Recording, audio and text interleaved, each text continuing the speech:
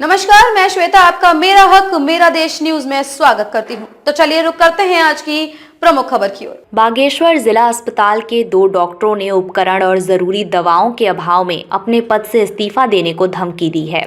सवाल उठाते हुए डॉक्टरों ने बताया कि वो पहाड़ के दुर्गम क्षेत्रों में मरीजों को बेहतर सेवा देने के लिए आए थे, लेकिन व्यवस्थागत खामियों के चलते वे ठीक से मरीजों का उचित उपचार नहीं कर पा रहे हैं। ऐसे में मेडिकल सेवाओं का कितना लाभ मरीजों को मिल पाएगा, ये एक ज्वलंत सवाल है। एम्स ऋषिकेश में अपनी सेवा दे चुके हड्डी विशेषज्ञ डॉक्टर गिरिजा शंकर जोशी ने बताया कि क्षेत्रीय जनता अपना रोष अस्पताल पर ना निकाले, उनको सरकार से सवाल करना चाहिए कि अस्पतालों को मजबूत बनाएं और उचित उपकरण और दवाएं उपलब्ध कराएं, ताकि डॉक्टर अपना काम बेहतर तरीके से कर पाएं। डॉक्टर का कहना है कि मरीज को बेहोश करने वाली दवा एनेस्थीसिया भी उपलब्ध नहीं है। बिना बेहोश किए मरीज की सर्जरी करना मुश्किल होता है। इसी प्रकार अन्य मेडिकल सुविधाएं हैं जिनके अभाव में डॉक्टर को उपचार करने में दिक्कतों का सामना करना पड़ता है। जबकि राजनीतिक प्रचार में सरकार स्वास्थ्य सुविधाओं पर खूब वादे करते दिखती है, लेकिन उत्तराखंड के बागेश्वर जनपद के जिला अस्पताल में स्वास्थ्य सुविधाओं का हाल देख यहाँ के डॉक्टर्स इस्तीफा देने की चेतावनी दे रहे हैं। तो मेरा ये है कि अगर 5 से 6 दिन के अंदर सरकार ये प्रबंध नहीं करती है, हमारा जो उच्च इसका जो प्रशासन है, तो हमें भी बाध्य होना पड़ेगा कि हम कार्य बहिष्कार करें या धरना दें, नहीं तो फिर हम त्याग पत्र देके कहीं दूसरी जगह नौकरी करना चाहेंगे।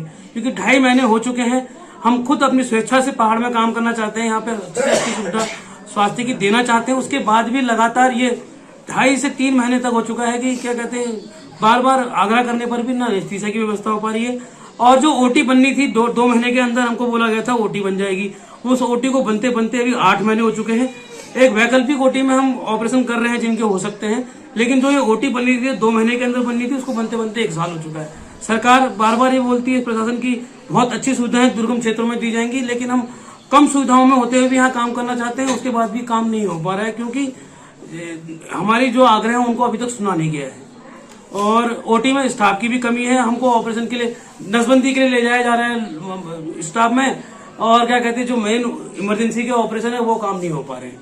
तो हमारा ये कहना है कि अगर 6 से 7 दिन के अंदर ये नहीं हो, त्वरित रूप से इस पर एक्शन नहीं लिया गया, तो हमको अपनी तरफ से त्वरित एक्शन लेना पड़ेगा। सर ओटी कितनी है अभी मतलब जब मजबूरी हुई हमको, मतलब कोई दिक्कत हुई तो हमने उनको बाहर भेजना पड़ा हमको, क्योंकि उसमें छोटे छोटे बच्चे भी हैं जिनमें हम उनको एनेस्थीसिया नहीं लगा सकते हैं, हम ओटी नहीं कर सकते क्योंकि उनको जान माल का खतरा बन सकता है। इसे हम अगर सर जैसे एनेस्थीसिया यहाँ पे होते तो क्या वो जो आपने रेफर किए वो यहाँ पे इलाज संभव था उनका?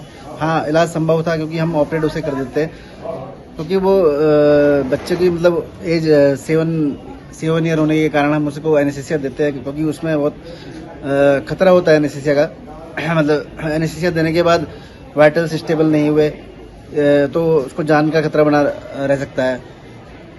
सर अभी जैसे उत्तराखंड सरकार का फोकस है हेल्थ, और ये बहुत सुदूरवर्ती जिला भी है राज्य का, तो क्यों ये हील हवाली हो रही होगी? देखो, अब तो ये तो मैं भी नहीं जानता कि ये क्यों हो रहा है, लेकिन मेन चीज़ है कि यहाँ पे व्यवस्था के लिए हमें मतलब हम लगे हुए हैं, और हम चाह रहे हैं कि जल्दी से जल्दी यहाँ पे बेहोशी का डॉक्टर है, हम ओटी अच्छे से करें, जिससे लोगों को हायर सेंटर रेफर ना करना पड़े, क्योंकि हम यहाँ पे अवेलेबल हैं। तो हम यहाँ 90% 95% हम केसों को यहाँ पे ऑपरेट कर सकते हैं। तो यही गुजारिश है मेरी सरकार से कि हम ओटी को मतलब बहुत अच्छा ओटी में मतलब काम करें। सब चीज़ ठीक है, बस यहाँ पे मेरा जो हमको ओटी में दिक्कतें हो रही है उसके लिए हमको एनेस्थीसिया डॉक्टर की ज़रूरत है, इसलिए हमको एनेस्थीसिया चाहिए। तो मेरी सरकार से गुजारिश है कि एनेस्थीसिया डॉक्टर यहाँ पे जल्दी से जल्दी अवेलेबल कराएं, जिससे हम ओटी सुचारू रूप से चालू करें यहाँ पे। ऐसा है कि यहाँ पे 3 महीने से हमारे जो एनेस्थीसिया वाले थे वो एक्चुअली छुट्टी पे चल रहे हैं, तो सरकार के द्वारा वैकल्पिक व्यवस्था प्रशासन के द्वारा नहीं की गई थी, इसी की हमने मांग की थी।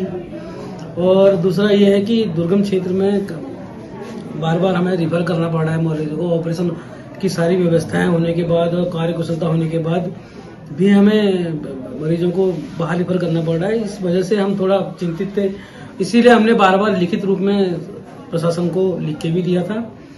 तो 3 महीने तक भी ये नहीं हो पाया, तो फिर हमने थोड़ा सा अपना विरोध इस पर जताया।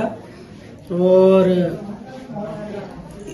इन 3 महीनों के अंदर हमें बहुत सारे ऐसे मरीज थे जिनको नीचे रिफर करना पड़ा, जो सीवियर इंजरी, जिनमें ऑपरेशन था ही था जरूरी, और जिन सुविधाएं होती थी सर तो वो यहाँ पे हो सकता था। बिल्कुल हो सकते थे। सुविधा में सिर्फ अभी निश्चित तक का ही हमारा मामला है कि निश्चित तक जो है वो हमारे छुट्टी में चल रहे हैं, तो वैकल्पिक व्यवस्था करने के लिए हमने कहा था। अब 3 महीने हो गए हमको बार बार कहते कहते, चलो 15 दिन हो गया, 20 दिन हो गया, 1 महीना हो गया, चलता है।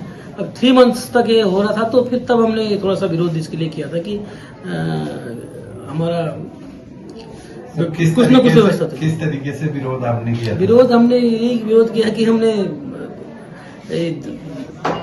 सिस्टम को बताया कि क्या कहते हैं आप, मतलब प्रशासन को लिखित रूप में भी दिया और अपना मीडिया के थ्रू भी हमने अपना विरोध प्रदर्शित किया कि जल्दी से जल्दी इसका किया जाए, ताकि ये आगे का इस तरह से परेशानी ना हो। इसका भी वो किया जाए कि अगली बार से कुछ हो तो एक आदमी अगर एनेस्थीसिया वाला चले गया तो दूसरा हो।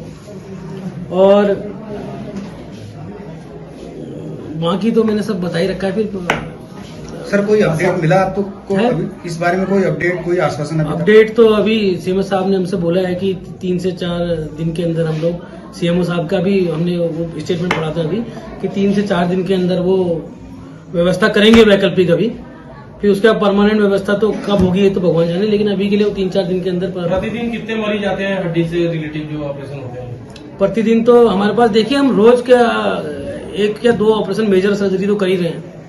अब जैसे हम हाई रिस्क लगा के कर दे रहे हैं, जिसका जो बिल्कुल ही ऐसा व्यक्ति हो कि आगे भी नहीं जा सकता, जो तो उसको हाई रिस्क लिखा के चलो भैया लोकल में अपना स्पाइनल लगा के ऑपरेट कर दिया।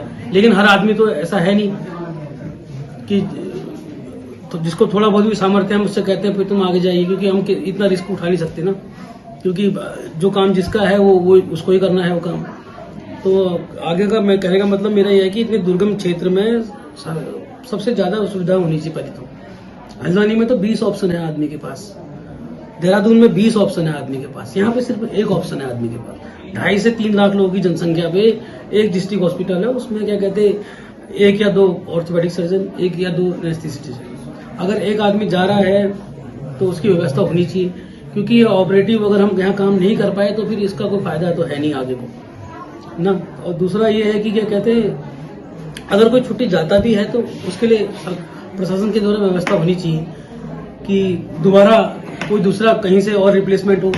जब यहाँ 2018 में मैंने ज्वाइन किया था तो यहाँ पे हड्डी के डॉक्टर नहीं हुआ करते थे, ना ऑपरेशन हुआ करता था। तो शुरुआत में आके मैंने यहाँ पे ओटी स्टार्ट करवाई, ओटी ऑपरेशन स्टार्ट कराए, ऑपरेशन चलने लगे। उस टाइम पर भी बड़ी दिक्कतों के बाद ही सामानों की व्यवस्था हो पाई या वो हो पाया। खैर उससे पहले कोई करना भी नहीं चाहता था, आदमी जानता भी नहीं था कि यहाँ पे ऑपरेशन होते, तो उस समय तो लोग रिफर ही होते थे। लेकिन अब जब यहाँ होने लगा है तो मुझे लगता है कि मेरे होने का तात्पर्य तभी है जब यहाँ पे ऑपरेशन में हो सके, लोगों की व्यवस्थाएं हो और लोगों का यही इलाज हो सके। मेरी स्पेशलिटी का तभी फायदा है ना यहाँ पे, नहीं तो यहाँ कोई हो ही ना, खाली रिफर करने के लिए बैठ जाए सब लोग। वो तो एमओ भी कर सकता है मेडिकल ऑफिसर, आप रिफर कर दीजिए नीचे को ना। और अभी तो सीएमओ साहब से हमने जब आग्रह किया है तो कह रहे हैं कि 3 से 4 दिन के अंदर हमारा। सर अगर 3 से 4 दिन में नहीं होता तो आप क्या करेंगे? 3 से 4 दिन में नहीं होगा तो फिर तो हमने अग्रिम कार्रवाई की जाएगी उसके ऊपर। वो तो 3-4 दिन बाद आपको पता चल जाएगा जब ऐसा होगा। वैसे इन्होंने पूर्ण आश्वासन दिया है कि हो जाएगा 3 से 4 दिन के अंदर, और देखते हैं 3-4 दिन बाद। Thank you. खबरों में अब तक के लिए बस इतना ही। फिर होगी आपसे मुलाकात ऐसी ही किसी बड़ी खबर के साथ। तब तक के लिए नमस्कार और देखते रहिए मेरा हक मेरा देश न्यूज।